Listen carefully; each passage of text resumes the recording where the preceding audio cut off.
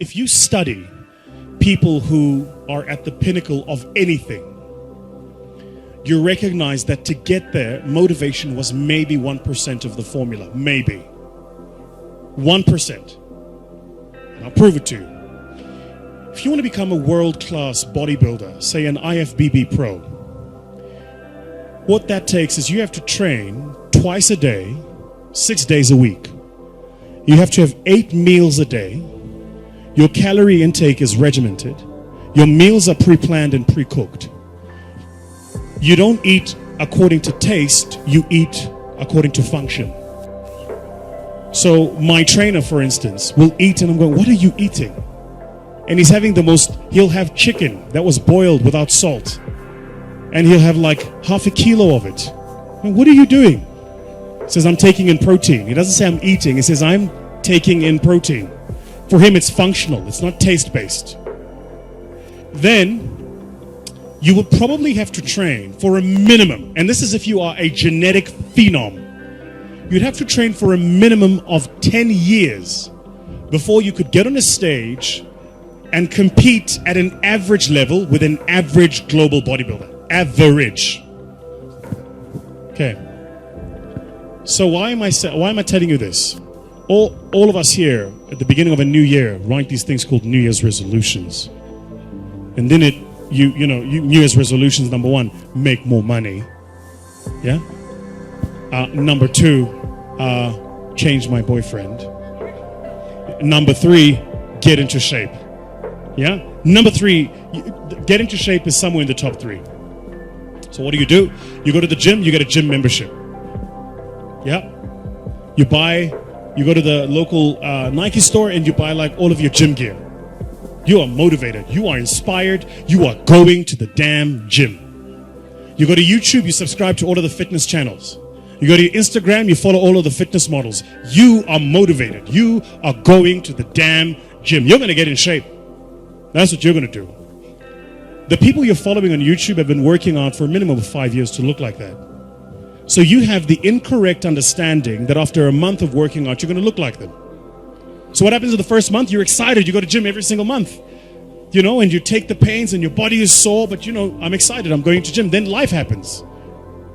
Company doesn't make money. You don't make your targets. You fall a bit ill. Something happens. And all of a sudden you stop going to gym for a day. A day becomes 2, 2 becomes a week. Now all of a sudden you've had a gym membership for 3 months and you haven't been in that time. What did you miss? You thought motivation was the formula. Winners don't need motivation.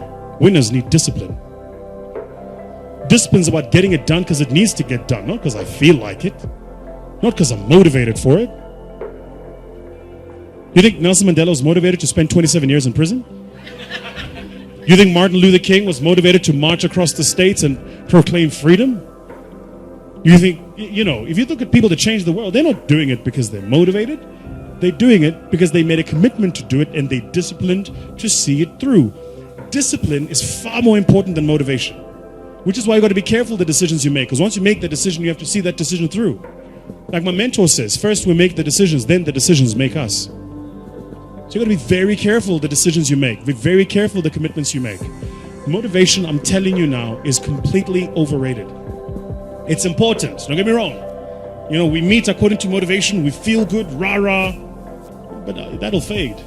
You need a stronger will and a deeper commitment to see things through. If you follow any pursuit or endeavor, any form of conquest, sports, business, arts, culture, anything where human beings endeavor to perform better than other human beings, there's something called the law of averages, which is that there are people who are below the average, but the average person fits into this big bowl in the middle called average. Then you get this tiny little group of people at the top. My fascination has always been with the people at the top. Think about the world's fastest man of all time, Usain Bolt. So is Usain Bolt the world's fastest man because he's more talented than anybody else?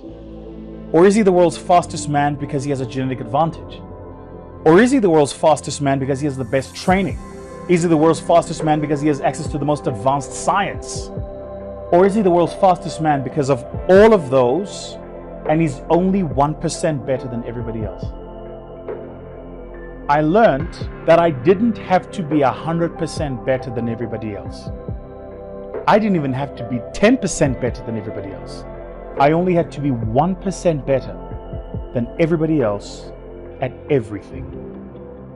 Go watch Shawn Rhodes when he won Mr. Olympia. I'll never forget, there's that shot of Shawn Rhodes coming out and there's the light from the back and you see Shawn Rhodes' waist this big and his shoulders that big and that beautiful arch up, right? Now, you're probably watching this going, why the hell is Vusi talking about bodybuilding? Let me tell you why I love things like bodybuilders and athletes. It's because they have to train tens of thousands of hours to make that 1% improvement.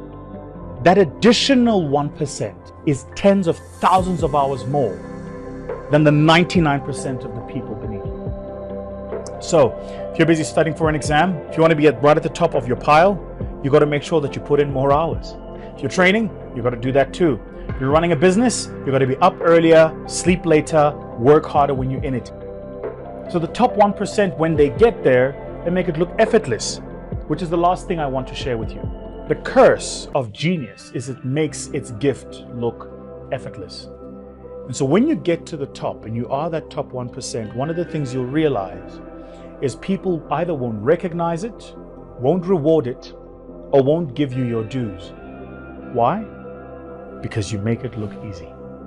If you're watching Usain Bolt run 100 meters, he makes it look easy. So you want to do it. So, your task, look at the things you do, look at where you want to improve, and just ask yourself, how much time are you putting in? I don't think I'm successful. I think success is a journey, and I'm just always in this journey of discovery, journey of trying to do new things. I've succeeded at certain things, but I certainly don't think I'm yet a success. That said, I think the reason I've succeeded at certain things is probably threefold. The first is you have to have a ridiculous work ethic. You won't always be the most talented person in the room, but always make sure you're the one working the hardest and the most prepared. So ridiculous work ethic is important. The second is understand the value of networks and contacts and how to use those networks and contacts and leverage them, both for your benefit and that person's benefit as well. I think that's important. And the third, which might sound a bit funny, I suppose, but follow your heart. You know, when you follow your heart and you do the things you enjoy, invariably success will follow, because you'll do more work than most people will, because it won't feel like work. It'll feel like a form of self-expression.